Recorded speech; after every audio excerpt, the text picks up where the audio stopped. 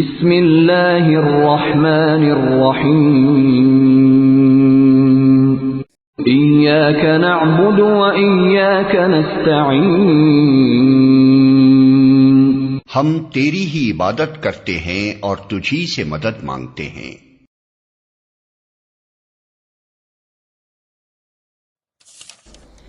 اب یہاں سے کلام ایک رخ بدل رہا ہے۔ ابھی تک تو یہ غائبانہ انداز میں کلام ہو رہا ہے، اللہ سے خطاب نہیں آیا اس میں ابھی۔ الحمدللہ رب العالمین الرحمن الرحیم مالک یوم الدین، اب خطاب ہے ایاک نعبد و ایاک نستعین، ہم صرف تیری ہی بندگی کرتے ہیں اور کریں گے، اور ہم صرف تجھ ہی سے مدد مانگتے ہیں اور مانگیں گے۔ یہ ترجمہ میں کیوں کر رہا ہوں کہ یہ فعل مضارع ہے۔ عربی زبان میں فعل مضارع حال اور مستقبل دونوں کو کور کرتا ہے۔ ایاک کا جو ہے مفعول فاعلی جو ہے، مفعول جو ہے اس میں ضمیر مفعولی اسے پہلے لا کر حشر کا مضمون پیدا ہو گیا۔ ہم تیری بندگی کرتے ہیں نہیں، ہم تیری ہی بندگی کرتے ہیں اور کریں گے۔ حال میں ترجمہ کیجئے تو یہ اظہار حال ہے، اور مستقبل میں ترجمہ کیجئے تو یہ ایک عہد ہے، قول و قرار ہے، بہت بڑا معاہدہ ہے۔ وَإِيَّاكَ نَسْتَعِينُ، اور صرف تجھ ہی سے مدد مانگتے ہیں اور مانگیں گے۔ اس میں بھی حال کا ترجمہ اظہار حال، اللہ کرے کہ واقعی ہمارا حال وہی ہو، جب ہم یہ الفاظ کہتے ہیں تو واقعتاً ہم اس پر پورے اتر رہے ہوں کہ اسی کی بندگی کر رہے ہوں اور اسی سے ساری استعانت اور استمداد کر رہے ہیں۔ جہاں تک مستقبل کا تعلق ہے وہ پھر ایک عہد ہے۔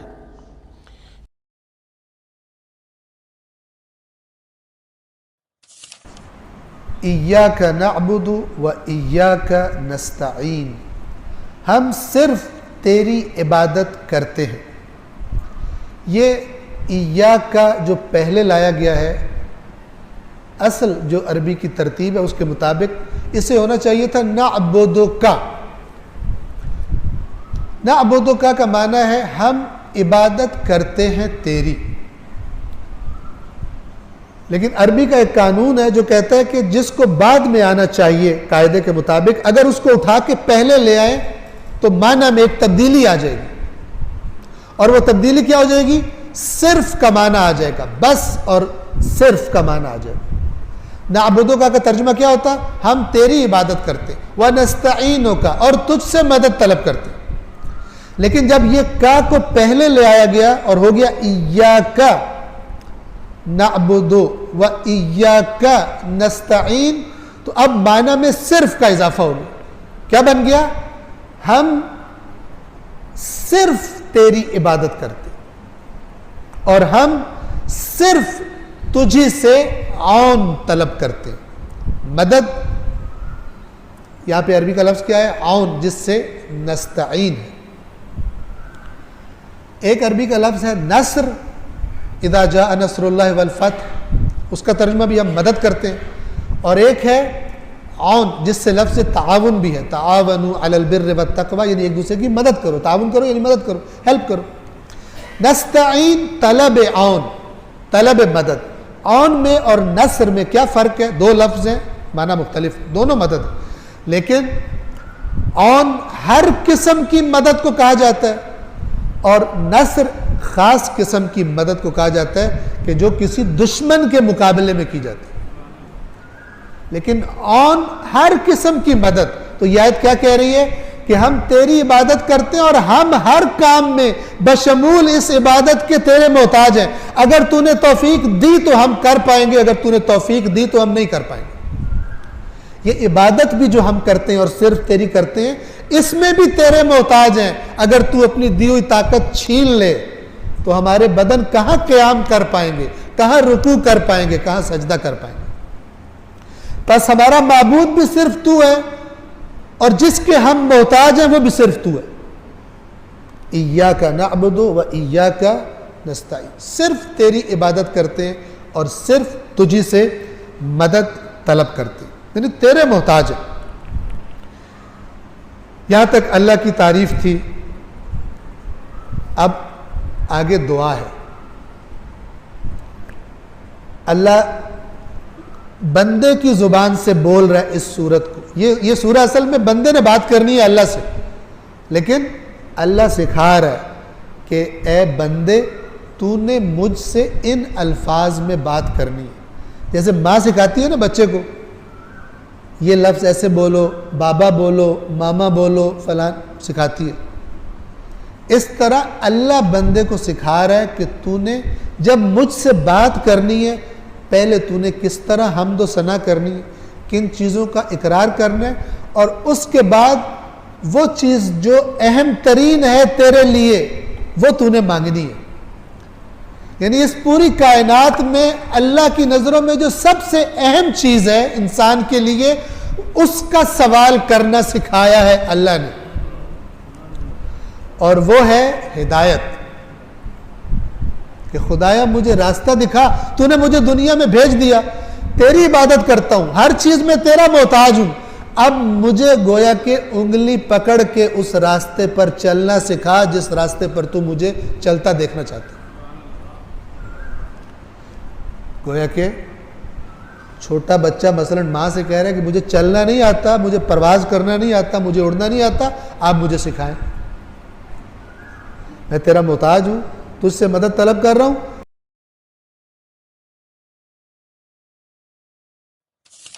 ایاک نعبد و ایاک نستعین. تعریف کرنے کے بعد اے اللہ ان ساری چیزوں کے ہوتے ہوئے حق تو یہ ہے کہ عبادت بھی تیری ہوگی، دعا بھی تجھی سے کی جائے گی. اے اللہ ہم صرف تیری ہی عبادت کرتے ہیں اور کرتے رہیں گے، تجھی سے مدد مانگتے ہیں اور تجھی سے مانگتے رہیں گے. کیونکہ یہ مضارع کا صیغہ ہے جو کنٹینیوشن ہے. پریزنٹ ٹینس اور فیوچر ٹینس عربی میں ایک ہی ہوتا ہے. ہمارے تو تین ہوتے ہیں نا اردو میں اور انگلش میں، پاسٹ، پریزنٹ اور فیوچر. عربی میں فیوچر اور پریزنٹ کے لیے ایک ہی صیغہ استعمال ہوتا ہے، وہ یہاں پہ استعمال ہوا ہے، ایاک نعبد و ایاک نستعین. اور اگر اس کو دعائیہ بنائیں گے جس طرح کہ اعلیٰ حضرت نے ترجمہ کیا ہے، احمد بریلوی صاحب نے، انہوں نے بہت زبردست ترجمہ کیا. انہوں نے کہا اے اللہ ہم صرف تیری ہی عبادت کریں اور صرف تجھی سے مدد چاہیں. یہ علیحدہ بات ہے کہ وہ خود اور ان کے ماننے والے غیر اللہ سے بھی مانگتے رہے ہیں. ترجمہ ٹھیک کیا ہے. اسی لیے میں کہتا ہوں قرآن میں کوئی چیز نہیں داخل ہو سکتی، قرآن کا ترجمہ فٹ ہے. آپ کسی کا اٹھا کے دیکھ لیں، ترجمہ سب نے ٹھیک کیا ہوا ہے. اچھا، عبادت میں تو دعا بھی شامل ہے. جامعہ ترمذی میں حدیث ہے، سنن نسائی میں حدیث ہے، ابن ماجہ میں، الدعاء هو العبادہ، دعا عبادت ہے. تو جب دعا عبادت ہے تو ایاک نعبد میں دعا شامل تھی. یہ پھر ایاک نستعین کیوں آیا؟ اس لیے کہ سب سے سینسٹیو ایشو ہی دعا کا ہے، غیر اللہ کو مدد کے لیے پکارنے کا. تو اللہ تعالیٰ نے اس کو اسپیسیفکلی بیان کیا. اس کے باوجود امت کی اکثریت غیر اللہ سے مدد مانگ رہی ہے. ایک تو ہے ظاہری اسباب، وہ تو آپ مانگیں، تو قرآن میں حکم ہے وَتَعَاوَنُوا عَلَى الْبِرِّ وَالتَّقْوَى وَلَا تَعَاوَنُوا عَلَى الْإِثْمِ وَالْعُدْوَانِ. یہ تو بالکل ٹھیک ہے. وہ ایک مفتی صاحب جو کیو ٹی وی پہ بیٹھے ہوئے ہیں لوگوں کے عقیدے خراب کرنے کے لیے، وہ کہتے ہیں جی اب پھر ہم امی سے روٹی نہ مانگیں جا کے. بھائی امی سے روٹی وہ مانگتا ہے جس کی امی گھر موجود ہوتی ہے، جس کی امی قبرستان میں آرام فرما ہوتی ہے. اگر وہ امی سے روٹی مانگ رہا ہو تو اسے کیا کہا جاتا ہے؟ پاگل یا مجذوب. تھوڑے سوفسٹیکیٹڈ ورڈ، مجذوب یا پاگل. تو یہ پاگلوں سے آپ گفتگو کر رہے ہیں، یہ دھوکہ دے رہے ہیں. وہ کہتے ہیں جی کوئی دریا میں ڈوب رہا ہو تو اللہ کو پکارے گا، یا جو وہاں پہ کنارے پہ لوگ موجود ہیں ان کو پکارے گا. بھئی یہ تو ظاہری اسباب ہے. تو سر وہ اس وقت شیخ عبد القادر جیلانی کو بھی پکار کے دیکھ لے اگر اس کو ہے کہ وہ بچا لیں گے، کیونکہ اللہ نے دنیا کو اسباب کے ساتھ جوڑا ہوا ہے. ان کو اگر اپنے بزرگوں پہ اتنا مان ہے تو یہ پھر دریا میں چھلانگ مارے نا اور پکارے بزرگوں کو. ظاہری اسباب میں آپ نے اڈاپٹ کرنے کا حکم ہے. ہاں جو دعا مانگی جائے گی بغیر اسباب کے، آپ جو غائب میں مدد کے لیے پکار رہے ہوتے ہیں، مثلا یہاں بیٹھے میں ان کو کہتا ہوں مجھے پانی پلا دیں، بالکل ٹھیک ہے، لیکن یہ بغداد میں قبر کے اندر ہے، میں کہتا ہوں مجھے پانی پلا دیں، وہی جملہ شرک میں لے جائے گا. یہ ہے اصل مسئلہ. یہ جھگڑتے رہتے ہیں جی وہ جی بزرگوں کو اختیار نہیں. میں کہتا ہوں جی بزرگوں کو اختیار ہو بھی، کوئی بزرگ ماشاءاللہ اتنا پہنچا ہے کہ اسے اللہ نے اختیار ہی دے دیا فرشتوں کی طرح، پھر بھی بزرگوں کو پکارنا شرک ہوگا مدد کے لیے. ویسے آپ نے محبت میں پکارنا ہے، آپ ضرور پکاریں، مدد کے لیے نہیں، ویسے اپنی محبت کا اظہار کریں، لبیک یا رسول اللہ کہیں، لبیک یا حسین کہیں، بالکل ٹھیک ہے، آپ محبت کا اظہار کریں، المدد نہیں۔ بارش کون برساتا ہے؟ اللہ۔ ڈیوٹی کس کی ہے؟ تو بارش فرشتوں سے مانگی جائے گی یا اللہ سے؟ اللہ سے۔ اچھا اگر کوئی فرشتوں سے مانگ لے کہ یار خیر اللہ نے ڈیوٹی لگائی ہے، سر وہ مشرک ہو جائے گا، اور یہ قرآن میں لکھا ہوا ہے۔ آپ پارہ نمبر 20 کھول لیں اگر کسی کو توفیق ہو۔ میں نے کئی بار سنا ہے، میں ایک جگہ بیٹھا ہوا تھا، وہاں پہ ایک شیعہ ذاکر بھی تھے، اب مجھے 2-3 دن پہلے، شیعہ عالم تھے بلکہ ذاکر نہیں تھے، 2-3 دن پہلے پتہ چلا ہے وہ فوت بھی ہو گئے، بہت علمی آدمی تھے، اللہ تعالیٰ ان کی مغفرت کرے۔ تو وہ ان کے ساتھی بیٹھے تھے، وہ کہتے ہیں جی ٹھیک ہے ہم یا علی مدد نہیں کہنا چاہیے، لیکن جو یا علی مدد کہتا ہے آپ اسے کیوں کہتے ہیں وہ شرک کر رہا ہے؟ میں نے کہا اس لیے قرآن میں لکھا ہے۔ تو میں نے یہ آیت سورہ النمل کی آیت نمبر 62 پارہ نمبر 20 کے آغاز میں، امن یجیب المضطر اذا دعا ویکشف السوء ویجعلکم خلفاء الارض االہ مع اللہ، بھلا بتاؤ تو کون ہے جو مصیبت میں گھرے ہوئے شخص کی فریاد کو سنتا ہے اور اس کی تکلیف اس سے دور کرتا ہے، اور تمہیں اپنے ماں باپ کے مرنے کے بعد خلیفہ کرتا ہے اس زمین پر۔ االہ مع اللہ، کیا اللہ کے ساتھ کوئی اور الہ بھی ہے جس کی یہ کوالٹی ہو؟ قلیلا ما تذکرون، بڑے کم لوگ ہی نصیحت پکڑتے ہیں۔ تو میں نے کہا اللہ تعالیٰ کہہ رہا ہے کہ جس کے بارے میں تمہارا یہ عقیدہ ہے نا کہ وہ مصیبت اور پریشانی میں تمہارا مشکل کشا ہے، تو گویا الہ ہے وہ۔ اور سب سے پہلے تو مولا علی ان کے گریبان پکڑیں گے جنہوں نے مولا علی کے بارے میں عقیدہ گھڑ لیا۔ مولا علی بھی اپنی نمازوں میں اللہ کو پکارتے تھے، مولا علی کا ماننے والا بھی وہ ہوگا جو اللہ کو پکارے گا۔ پھر بڑے بڑے دھوکے ہیں جی ان کے، وہ کہتے ہیں جی وہ جی غیر اللہ سے مدد کہتے ہیں حرام ہے۔ اور کون کہتا ہے غیر اللہ سے مدد حرام ہے؟ آپ یہودی سے بھی مدد لیں، بخاری مسلم میں حدیث ہے نبی علیہ السلام جب فوت ہوئے ہیں آپ کی زرہ ایک یہودی کے پاس گروی رکھی ہوئی تھی، لیکن جو سامنے موجود نہیں اس سے تو نہیں آپ اسباب کے طور پہ مدد لے سکتے۔ وہ جی قرآن میں غیر اللہ سے مدد کا ہے، کدھر ہے جی؟ وہ کہتے ہیں وَاسْتَعِينُوا بِالصَّبْرِ وَالصَّلَاةِ، نماز اور صبر سے اللہ کی مدد چاہو۔ تو وہ مدد تو اللہ کی چاہ رہے ہیں، یا یہ کہہ رہے ہیں کہ المدد یا نماز میری مشکل کشا، المدد یا صبر مشکل کشا۔ آگے نہیں پڑھتے ان اللہ مع الصابرین، صبر کرنے والوں کے ساتھ اللہ ہوگا۔ وہ کہتے ہیں حضرت عیسیٰ علیہ السلام نے کہا تھا من انصاری اللہ، کون ہے جو اللہ کے لیے میرا مشکل کشا بنے؟ وہ تو ظاہری اسباب میں، ہمارے نبی علیہ السلام کے بھی صحابہ آپ کے جو ساتھی تھے وہ آپ کے اسباب میں آپ کے مشکل کشا تھے، لیکن وہ والا مشکل کشا نہیں کہ جو آپ وہ سمجھ رہے ہیں، ورنہ اگر نبی کا مشکل کشا صحابہ اکرام تھے تو پھر تو ان کا مرتبہ اوپر ہو گیا۔ تو وہ صرف صحابہ مشکل کشا نہیں تھے، وہ یہودی جس نے نبی علیہ السلام کی زرہ گروی رکھ کے آپ کو کچھ دیا تھا وہ بھی مشکل کشا ہے۔ اور سب سے بڑا مشکل کشا سورج ہے۔ سورج اگر ختم ہو جائے تو زمین پہ نہ نباتات اپنا اگ سکتی ہیں، نہ حیوانات ان نباتات کو کھائیں گے، سب کچھ ختم ہو جائے گا۔ دنیا میں ہواؤں کا چلنا، موسموں کا بدلنا، یہ سب کچھ سورج کی وجہ سے ہے۔ تو کوئی کہتا ہے المدد یا سورج، کسی کے ذہن میں یہ وہم بھی آتا ہے کہ سورج مشکل کشا ہے، حالانکہ آپ کے بزرگ تو کچھ بھی نہیں کر سکتے جو کچھ سورج کر رہا ہے، اور سورج کو موت بھی نہیں ہے، یہ آپ کے بابے مر چکے ہیں۔ تو کہیں نا المدد یا سورج، کہیں گے نہیں جی سورج کا کیا کمال ہے، وہ تو اللہ نے اس کی ڈیوٹی لگائی ہوئی ہے، تو ہم اس کو کیوں پکاریں، ہم اللہ کو کیوں نہ پکاریں؟ تو بابوں کی بھی اگر ڈیوٹی لگی ہوئی ہے تو بابوں کو نہ پکارو، ویسے ڈیوٹی کو نہیں لگی ہوئی، اگر لگی بھی ہو for the sake of argument, تمہاری جعلی جو دلائل ہیں اس پہ ایگری کرتے ہوئے، پھر بھی ان کو نہیں آپ پکارو گے، شرک ہو جائے گا اور ناقابل معافی جرم ہو جائے گا۔ یہ اتنے سارے انہوں نے دھوکے دیے ہوئے ہیں، اور زیادہ تر ظاہری اسباب کے ذریعے دے رہے ہوتے ہیں۔ وہ جی صحیح بخاری میں حدیث ہے، یہ ایک صحابی کی پنڈلی ٹوٹ گئی، وہ حضور کے پاس حاضر ہوا، آپ علیہ السلام نے ہاتھ پھیرا، بالکل ٹھیک ہے، لیکن آج اگر کسی کی پنڈلی ٹوٹے گی تو نبی علیہ السلام تو دنیا میں موجود نہیں ہے،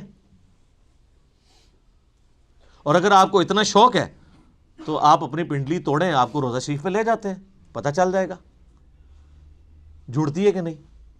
نبی علیہ السلام دنیا میں موجود ہوں، ہم دعا کروانے کے لیے اپنے مسائل ان کے سامنے لے کے جائیں گے۔ تو اس میں کافی سارے دھوکے ہیں، میں نے 2.25 گھنٹے کا لیکچر دیا ہے دعا صرف اللہ ہی سے، مسئلہ نمبر 3 میرا ریسرچ پیپر نمبر 3 بھی ہے، دعا صرف اللہ ہی سے، جو ہزاروں لوگوں کے عقیدہ توحید کی اصلاح کا سبب بنا ہے، اسی کی ایکسٹینشن ہے مسئلہ نمبر 43 وسیلہ اور توسل کے صحیح احکام و مسائل۔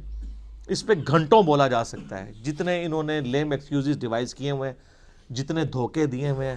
اور پھر وہ کہتے ہیں دیکھیں جی وہ اگر وہ جو آپ پتہ ہے پچھلے کچھ کئی سال پہلے خانہ کعبہ شریف میں کرین گری تو کہتے ہیں وہ بزرگوں کے ماننے والوں کو موقع مل گیا، ان کا یہ کہتے تھے خود کچھ حملے ہوتے ہیں مزاروں پہ نہیں روکتے، تو اللہ نے کون سی کرین روک لی؟ اور اللہ کا تو دعویٰ ہی کہیں نہیں ہے کہ میں روکوں گا. وہ ابرا کے لشکر کو ایک دفعہ ہی تباہ کیا ہے. یزید نے جب کعبے پہ چڑھائی کی ہے تو اللہ نے برباد نہیں کیا اس لشکر کو. دنیا بقدر ایفرٹ ہے. صحیح بخاری میں حدیث ہے قرب قیامت میں ایک پتلی ٹانگوں والا حبشی کعبے کی اینٹ سے اینٹ بجا دے گا. اللہ نے حفاظت وہ ابراہیم علیہ السلام کے لیے ایک دفعہ ہی آگ ٹھنڈی ہوئی ہے. کئی صحابہ جو ہیں وہ آگ میں جلائے گئے ہیں رومن امپائر کی جنگوں میں، تیل کے کڑاؤں میں ان کو ڈالا گیا. لیکن آپ کا دعویٰ ہے کہ آپ کے بزرگ سب کچھ کر سکتے ہیں. ہم کہتے ہیں پاکستان کی بجلی پوری کر دیں. اچھا یہ بزرگ جب بیمار ہوتے ہیں، یہ تو آغا خان میں اور شفا انٹرنیشنل میں جاتے ہیں، آپ بیمار ہوتے ہیں آپ کو اٹھا کے مزار پہ لے جاتے ہیں. آمدہ کوئی بزرگ بیمار ہو چیخیں بھی مارتا رہے، اس کو کہ نہیں سر دسو جانا کیڑے مزار تے ہے، اسپتال نہیں تو کھڑنا. دنیا کے مہنگے ترین ہاسپٹلز میں یہ علاج کرواتے ہیں. آپ کو کہانیاں کرائیں گے کہ ہمارے پاس لے کے آؤ ہم بائی پاس کریں گے. کوئی دنیا کا بزرگ جو ہے وہ مجھے ختنہ کر کے بتائے. بائی پاس تو بہت بڑی چیز ہے، بلیڈ مارے بغیر، کیونکہ بائی پاس تو بغیر بلیڈ کے کرتے ہیں نا. وہ سب جھوٹ فراڈ. اور صحیح ہو رہا ہے آپ کے ساتھ، کیونکہ آپ نے دین بین لوگوں کے حوالے کیا ہوا. تو دیکھیں پھر آپ کے ساتھ کیا کر رہے ہیں وہ.